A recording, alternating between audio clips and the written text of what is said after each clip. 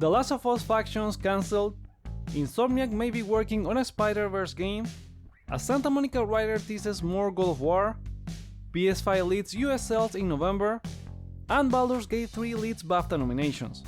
All that and more in today's PlayStation news. Let's get to them.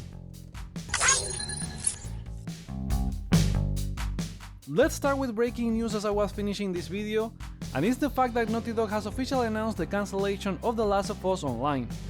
They said it was an incredibly difficult decision and proceeded to explain how they got there.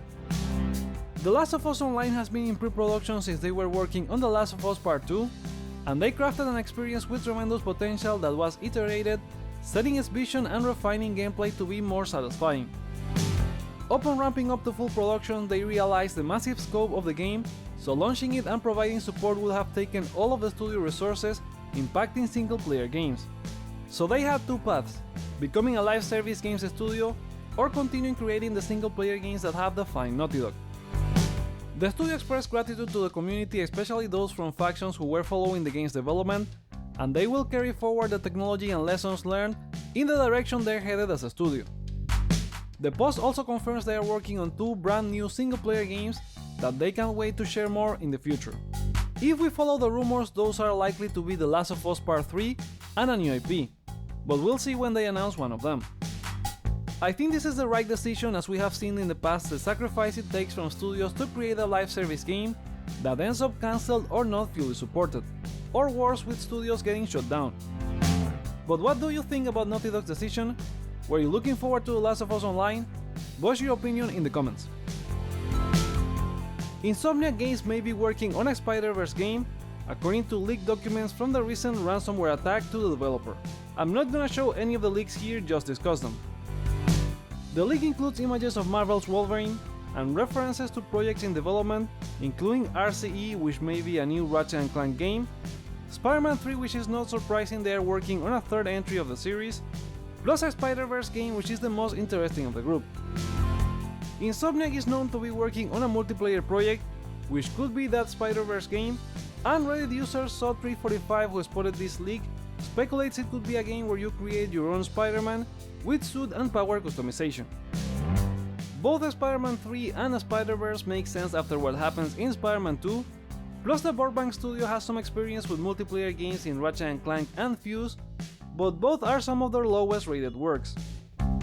We'll have to see the game's scope and if they would go full live service, since we have seen the issues that genre generated with studios over the past year. We'll also have to see if it ends up materializing, since development can always go either way.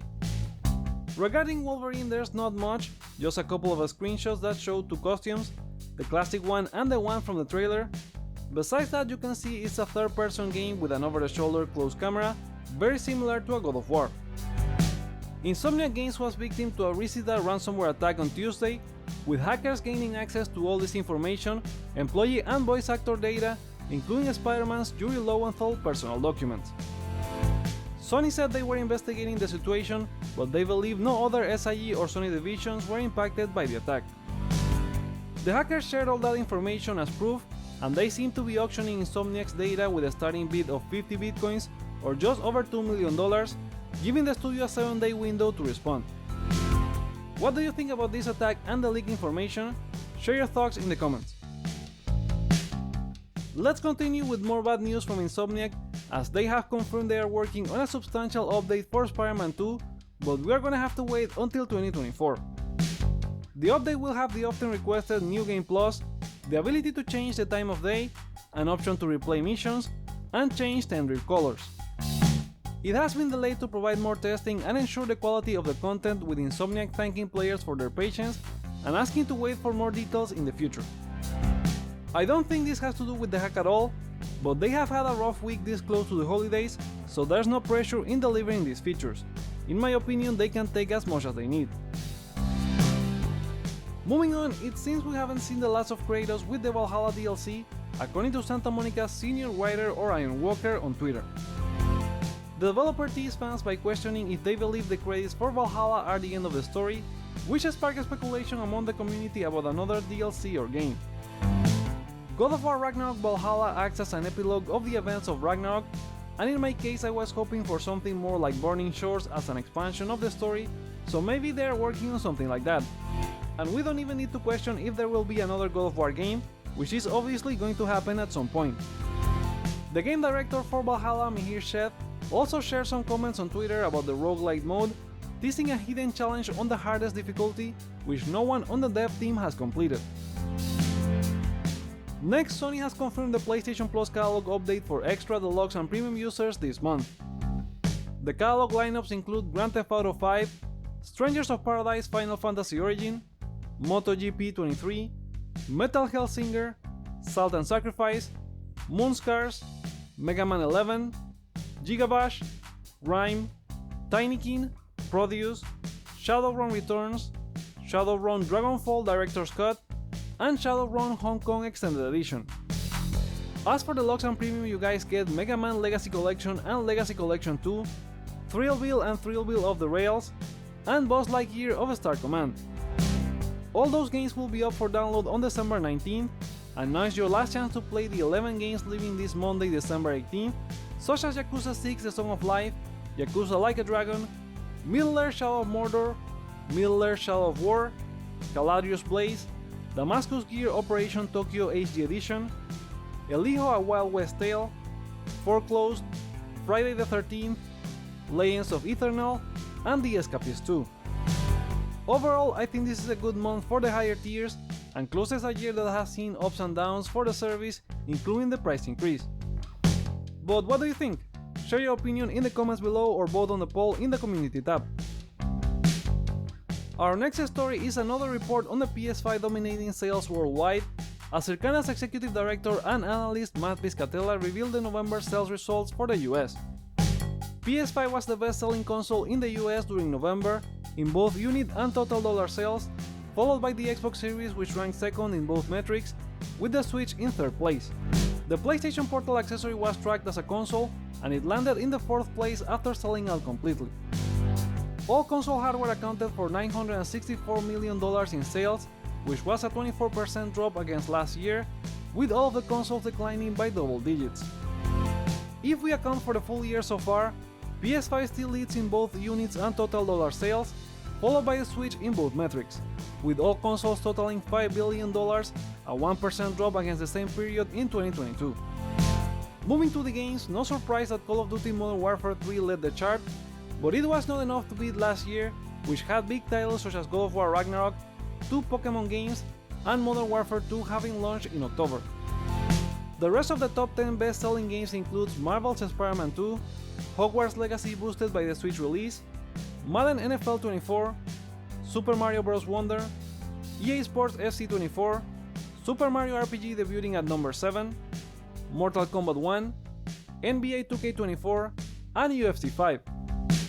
Further down in the chart was God of War Ragnarok jumping 21 spots to number 15, and Miles Morales swinging up 5 spots to number 18, as other SIE titles featured in the top 20. Missing completely out from this is Alan Wake 2, which was released at the tail end of October, but it's a digital-only release, and Epic Games doesn't share digital sales data. However, Ampere analyst Piers Harding estimates the game ended November with around 850,000 units sold, and it also boosted Alan Wake Remastered sales. Overall games total $4.6 billion, which was a 3% decline against last year.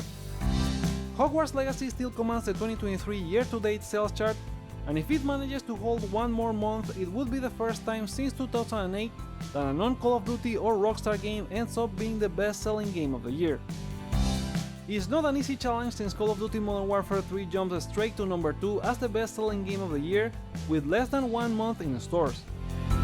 The rest of the best-selling games in 2023 overall includes The Legend of Zelda Tears of the Kingdom, Marvel's Spider-Man 2, Madden NFL 24, Diablo 4, Call of Duty Modern Warfare 2, Star Wars Jedi Survivor, Mortal Kombat 1, and Starfield.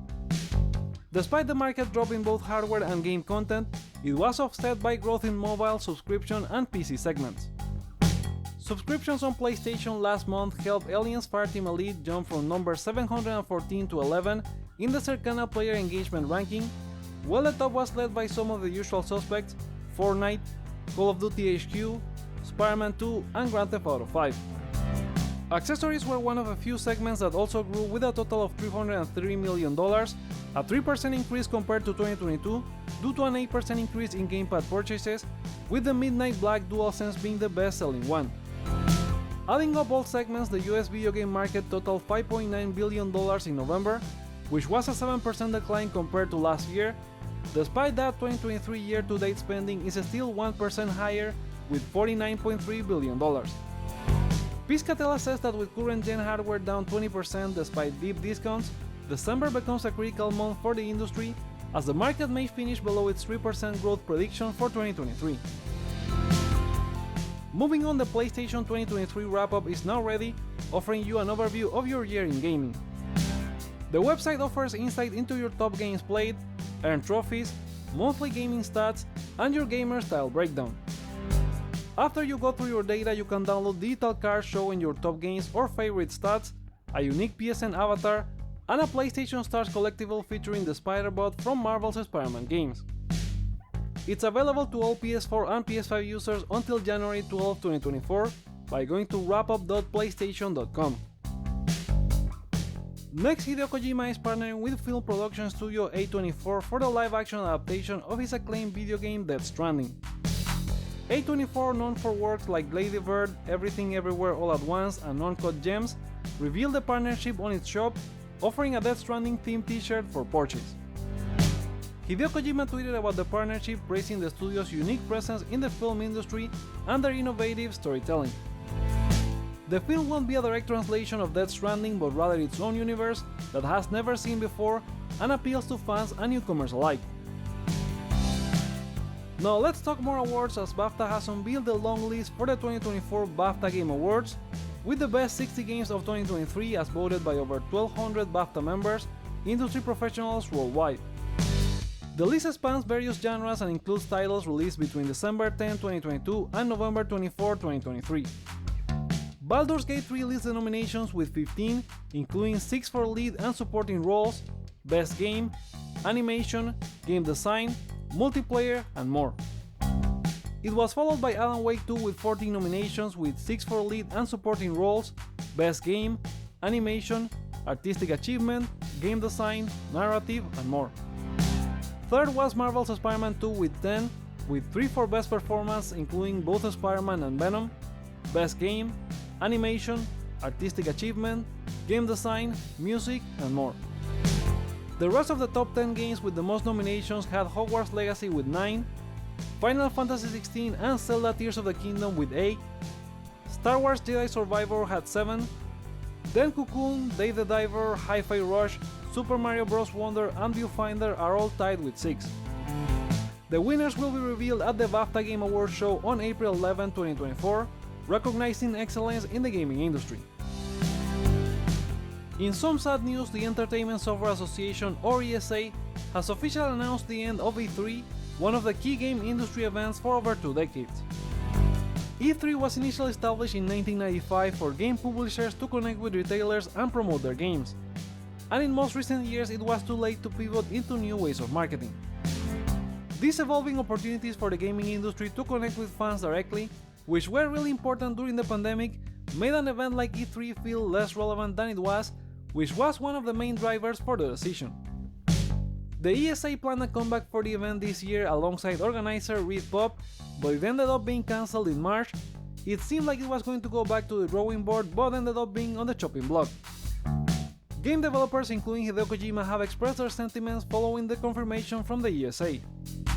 Kojima shared his sadness, recalling the memorable presentation of MGS2 in 2000 and emphasizing E3's role in helping Japanese creators and titles on a global stage. Other developers such as God of War director Cory Barlog reminisce about showcasing the first God of War demo at the event for PS2 and PS4 and seeing the excitement of the crowd. I also have memories from E3 as I went to the event twice in 2012 and 2013. I was there for the first reveal of The Last of Us gameplay, and the next year I saw the PS4 and held the controller for the first time. It's one of my key treasure moments both as a gamer and as a professional. Rest in peace, E3. Now time for a round of quickfire gaming news. Polyphony Digital's Kazunori Yamauchi has declared Gran Turismo 7 a success, despite Sony not disclosing specific sales figures. Yamauchi cited strong user engagement since the game's March 2022 release, emphasizing a high number of active users. He noted that the recent Spec 2 update led to a significant increase in player numbers, with a doubling of active users after the release. The update introduced new content including cars, a snow circuit, and various challenges. Florida Joker Lauren Sullivan is back threatening Rockstar with a lawsuit over the alleged use of his likeness in the GTA 6 trailer. In a new TikTok video, Sullivan has dyed his hair purple to look even more similar to the character in the trailer and is now asking for $3 million up from $2 million and demands Rockstar to contact him soon or they will hear from his lawyers. However, the case is an uphill battle since Take-Two has beat similar cases in the past, including Lindsay Lohan's over GTA 5, something RDR2 voice actor Roger Clark just pointed out recently. Fortnite Festival, Epic's new musical experience inside the game, seems to be reviving an old gaming trend, musical peripherals. Peripheral manufacturer PDP, known for producing musical controllers for Rock Band 4 with Harmonix, the developer behind Fortnite Festival, just teased the comeback with an image on Twitter. And when asked if this was a troll, they replied the comeback is 100% real. Disney Games boss Chan Shopto acknowledges the continued demand for the Star Wars Knights of the Old Republic remake. The project's status remains uncertain, but Shopto expresses pride in the game's popularity. It was initially announced in 2021 with Asper Media working on it, but it changed to Saber Interactive next year, and there have been conflicting reports on whether it's cancelled or not. Activision Blizzard CEO Bobby Kotick is rumored to be considering a small stake investment in Premier League football club West Ham United after he leaves the company upon finishing the transition process to Microsoft. According to BGC, Kotick was offered 10% shares after the death of the club's co-chairman David Gold, and he could become the second American investor in the Premier League club. Call of Duty Modern Warfare 3 now has a free trial from today, December 14 to the 18th, providing access to iconic maps, multiplayer modes, and Modern Warfare Zombies. Players can experience 6 vs 6 core maps, ground war maps, core modes, and playlists, but no campaign.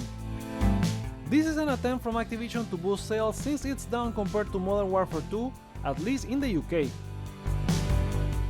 Bethesda has announced the delay of Fallout 4 current-gen version, citing they need a bit more time to refine the game. The updated edition announced in October 2022 promises Creation Club content, a 4K mode with enhanced graphics and bug fixes. Fans will be able to return to the Commonwealth on PS5, Xbox Series and PC in 2024, maybe just in time before the TV series. Bandai Namco has launched a Tekken 8 playable demo exclusively for PS5 available today, December 14, a week before Xbox and PC, so you can preview the fighter ahead of its January 26 release. The demo offers limited versions of Story Mode, Arcade Quest, Offline Versus, and Gallery, with 4 playable characters: Jin, Kazuya, Nina, and Paul. Future Lab has released a free Christmas DLC for PS Plus monthly game PowerWash Simulator, featuring a new map set in Santa's workshop filled with soot, ice cream, and over 500 dirt spots. The update part of the game's 2023 roadmap also includes a festive suit, gloves, and washer skin for players. It's out now on PlayStation, Xbox, and PC, with Switch players getting it in January. Ubisoft has delisted its online racing game The Crew from all digital storefronts including PlayStation, Steam, and Xbox. The game was originally released in 2014 as an arcade racer with MMO and RPG elements set in a vast open world. It will be playable until March 31st, 2024 when the servers will go off. And those are the PlayStation stories for today. What are your thoughts on them? Let us know in the comments below, give this video a thumbs up or down to let me know your feedback, check out more content you may like as well, such as PS5 Pro specs possibly leaking, and subscribe for more on PlayStation. Thank you so much for watching, my name is Joseph, this is Hype for Games, and let's get hype!